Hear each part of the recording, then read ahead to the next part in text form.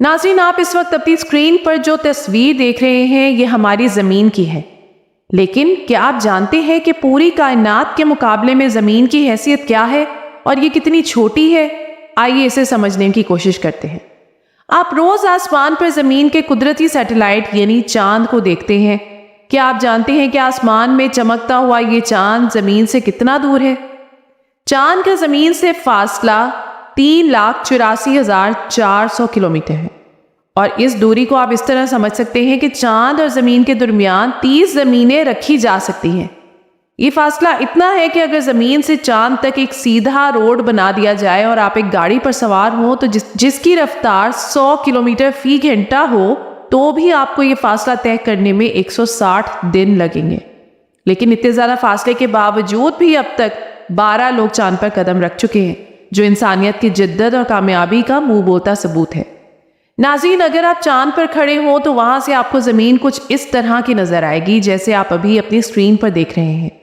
अगर आप चांद से ज़मीन तक कोई मैसेज भेजना चाहें तो इसको तकरीबन 1.3 सेकंड लगते हैं, क्योंकि रोशनी चांद से ज़मीन तक पहुंचने में तकरीबन इतना ही वक्त लेती है। और हम जानते हैं कि रोशनी की रफ्तार से ज़्यादा तेज़ अभी तक हमारी कायनात में कुछ भी नहीं। आइंस्टाइन के मुताबिक तो रोशनी की स्पीड से तेज किसी भी चीज की स्पीड हो मुमकिन ही नहीं। नाज़रीन, इस वक्त जो तस्वीर आप अपनी स्क्रीन पर देख रहे हैं ये जमीन की तस्वीर है जो मरीख यानी मार्स की सरफेस से ली गई है। वैसे तो मार्स यानी मरीख के जमीन से एवरेज फासले की बात करें तो ये 225 मिलियन किलोमीटर है, लेकिन ये फासला ज्यादा से ज्यादा 401 किलोमीटर भी हो सकता है, जिसका मतलब है कि अगर कभी कोई इंसान मरीख की ज़मीन पर कदम रखने में कामयाब हुआ तो वो इंसान इस एस्ट्रोनॉट की निस्बत ज़मीन से 986 गुना ज़्यादा फासले पर होगा, जिसने पहली बार चांद पर कदम रखा था। इसके अलावा सियारा मरीख ज़मीन से इस कदर दूर है कि वहाँ से ज़मीन तक या ज़मीन से वहाँ तक मैसेज पहुँचने में तकरीबन 20 मिनट लगते हैं। नाज़रीन, इसके बाद अगर हम बात करें खला में मौजूद स्पेस प्रोब वॉयेजर 1 की तो ये ज़मीन से 164 एस्ट्रोनॉमिकल यूनिट दूर है। नाज़रीन, एस्ट्रोनॉमिकल यूनिट वो यूनिट है जो फासले के लिए इस्तेमाल किया जाता है। आसान लफ्ज़ों में ये समझने की कोशिश करें कि एक एस्ट्रोनॉमिकल यूनिट ज़मीन और सूरज के दरमियान इस फासले को जाहिर करता है, जिसे अगर किलोमीटर में देखें तो 150 मिलियन किलोमीटर है। अभी तक हम बात कर रहे थे एस्ट्रोनॉमिकल यूनिट्स में, जिसमें हमने सोलर सिस्टम के डिस्टेंसेस को देखा था। मैं आपको ये तस्वीर दिखा रहा हूँ जिसमें आपको सूरज से लेकर ज़मीन तक एक AU एक एस्ट्रोनॉमिकल यूनिट नज़र आ रहा है। लेकिन अगर हम इसको आगे बढ़ाते जाएं तो प्लूटो 40 एस्ट्रोनॉमिकल यूनिट में मौजूद है। हम अपनी सोलर सिस्टम की जो एंड पॉइंट है, जिसे हेलियोस्फीयर कहा जाता है, उसकी तरफ देखें, जो एक हॉल है उसके गिर्द, वो 100 एस्ट्रोनॉमिकल यूनिट में मौजूद है। और उसके बाद एक ओट क्लाउड है हमारे सोलर सिस्टम के गिर्द जो कि तकरीबन 100,000 एस्ट्रोनॉमिकल यूनिट पर मौजूद है। इसका मतलब ये है कि वॉयेजर 1 ज़मीन से सूरज की निस्बत 164 गुना ज़्यादा फासले पर है। याद रहे कि वॉयेजर 1 इंसान का बनाया गया सबसे ज़्यादा फासला तय करने वाला ऑब्जेक्ट है। अब आप अपनी स्क्रीन पर मौजूद जो तस्वीर देख रहे हैं ये इंसानों की तारीख की सबसे बड़ी तस्वीर है और इसे वॉयेजर 1 ने कैप्चर किया। आप शायद ये जानकर हैरान रह जाएं, लेकिन इस तस्वीर में आपको एक छोटा सा पेल ब्लू डॉट नजर आ रहा होगा। ये हमारी ज़मीन है। इस तस्वीर को देखते हुए एक माहिर फल्कियात कैरल सैगन ने जो कहा था शायद ही कोई इतने खूबसूरत अल्फाज में कह सके। इस तस्वीर को देखते हुए उन्होंने कहा कि look again at the dot, that's here, that's home, that's अस। इस नुक्ते को दोबारा से देखें, बिल्कुल यहाँ ये हम हैं और ये हमारा घर है। नाज़रीन, वॉयेजर 1 एक सेकंड में 17 किलोमीटर की स्पीड से हमारे सोलर सिस्टम से दूर जा रहा है, लेकिन आप ये जानकर हैरान रह जाएंगे कि इसे हमारे सोलर सिस्टम से बाहर निकलने में 30,000 साल लग जाएंगे। जब हम अपने सोलर सिस्टम से बाहर निकलते हैं तो हम फासले को मापने के लिए जो यूनिट इस्तेमाल करते हैं इसे लाइट ईयर कहा जाता है। एक लाइट ईयर वो फासला है जो रोशनी 1 साल में तय करती है, और आप तो जानते ही हैं कि रोशनी 1 सेकंड में तकरीबन 3 लाख किलोमीटर फासला तय कर लेती है। आसान लफ्ज़ों में बात करें तो एक लाइट ईयर 9.461 ट्रिलियन किलोमीटर के बराबर होता है। اگر ہم کائنات کی وسعت کی بات کریں تو یہ کائنات ہماری سوچ سے بھی کہیں زیادہ وسیع ہے، کیونکہ ہمارے سورج کے علاوہ ہماری زمین کے سب سے قریب جو ستارہ موجود ہے اسے پروکسیما سینٹوری کہا جاتا ہے، اور یہ ہماری زمین کے سب سے زیادہ قریب ہونے کے باوجود بھی 4.24 لائٹ ایئر کے فاصلے پر ہے۔ اس کی زمین سے دوری کو سمجھنے کے لیے یوں سمجھ لیجئے کہ اگر وائجر 1 کا رخ اس کی طرف کر دیا جائے تو اسے اس ستارے تک پہنچنے میں 70,000 سال لگ جائیں گے۔ ناظرین، اگر زمین اور پروکسیما سینٹوری کے درمیان ایک سیدھی سڑک بنا دی جائے، جو کہ ممکن نہیں ہے، لیکن سمجھنے کے لیے فرض کریں کہ اگر ایسا ہو جائے اور آپ گاڑی پر سوار ہوں جو 100 کلومیٹر فی گھنٹہ کی رفتار سے مسلسل چل رہی ہو، تو اسے اس ستارے تک پہنچنے میں کائنات کے بننے سے بھی 6 گنا زیادہ وقت لگے گا، اور جب یہ گاڑی آپ کو لے کر وہاں پہنچے گی تو تب تک یہ ستارہ وہاں موجود ہی نہیں ہوگا۔ اگر ہم بات کریں اپنی گیلیکسی ملکی وے کی، تو اس کے ایک سرے سے دوسرے سرے تک کا فاصلہ 1,00,000 لائٹ ایئر ہے۔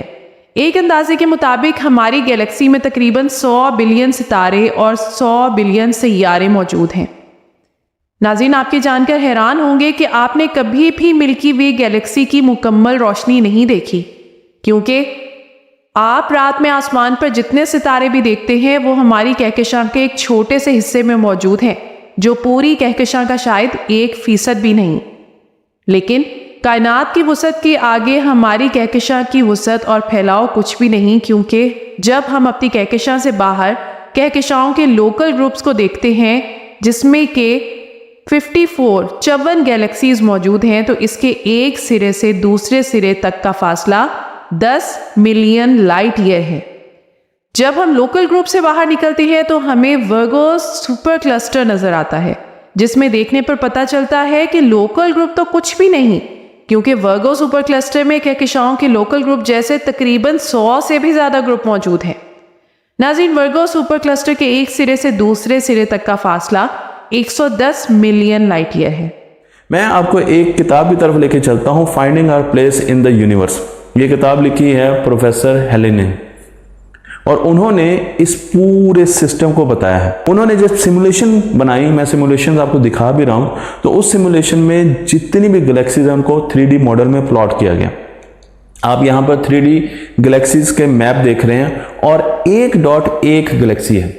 کائنات کی وسعت ابھی ختم نہیں ہوئی، کیونکہ ورگو سپر کلسٹر کے بعد لینیاکی سپر کلسٹر آتا ہے، جسے دیکھنے پر علم ہوتا ہے کہ ورگو سپر کلسٹر تو اس میں ریت کے ایک ذرے کے برابر ہے، کیونکہ یہ سپر کلسٹر تقریباً 1,00,000 گیلیکسیز پر مشتمل ہے، اور اس کے ایک سرے سے دوسرے سرے تک کا فاصلہ 520 ملین لائٹ ایئر ہے۔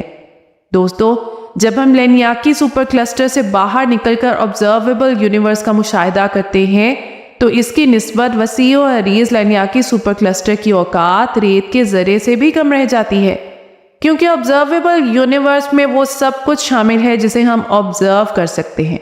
ایک اندازے کے مطابق آبزرویبل یونیورس میں 2 ٹریلین کے قریب گیلیکسیز موجود ہیں، جو کسی نہ کسی لحاظ سے ایک دوسرے سے منفرد ہیں۔ لیکن اب ہم پوری کائنات کا سٹرکچر جتنا ہم اب تک ہم نے مشاہدہ کیا وہ ہم دیکھ چکے ہیں۔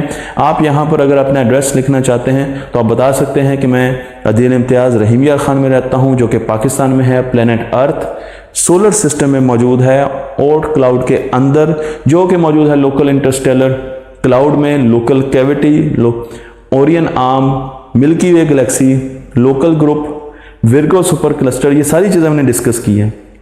لینیا کا کیا، سپر کلسٹر، اور پھر ہم یونیورس میں موجود ہیں۔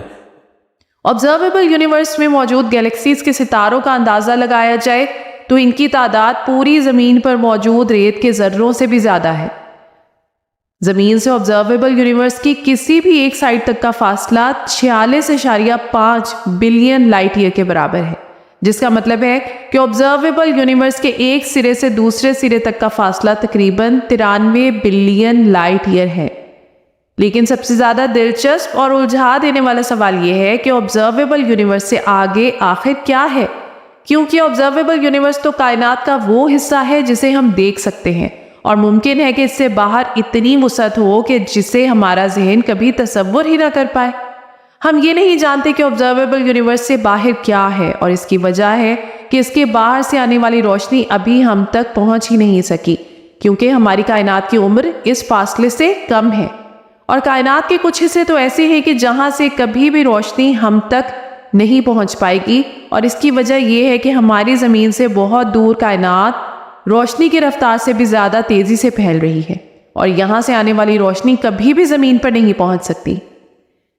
ناظرین، آپ کے بات جان کر حیران رہ جائیں گے کہ اگر انسان امورٹل بھی ہوتا، یعنی اسے کبھی موت نہ آتی، تو بھی کائنات کے کچھ حصے ایسے تھے جنہیں وہ نہیں دیکھ سکتا تھا، اور یہ بھی ممکن ہے کہ آبزرویبل یونیورس جس کی وسعت میں ہم کھو جاتے ہیں اور اسے ہی اپنی کل کائنات سمجھتے ہیں، دراصل یونیورس کا 1% بھی نہیں، اور کائنات اس سے کہیں زیادہ وسیع ہو۔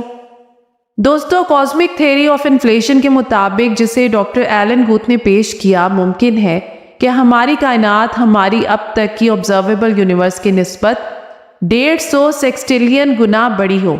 اگر آپ سیکسٹیلین سے کنفیوز ہیں تو ایک سیکسٹیلین میں ایک کے بعد 21 بار زیرو آتا ہے۔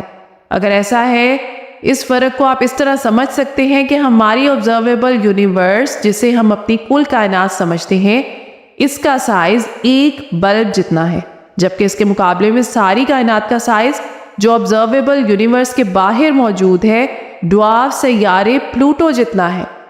اس سے ہمیں علم ہوتا ہے کہ ہم کتنے چھوٹے ہیں اور اس کائنات میں ہمارا مقام اور ہماری حیثیت کیا ہے۔ لیکن اس وسعت کی ایک خوبصورتی یہ ہے کہ ہمارے لیے ایکسپلور کرنے کو ایک جہان پڑا ہے، جسے ایکسپلور کرتے کرتے شاید ہماری زندگیاں تو سمٹ جائیں، لیکن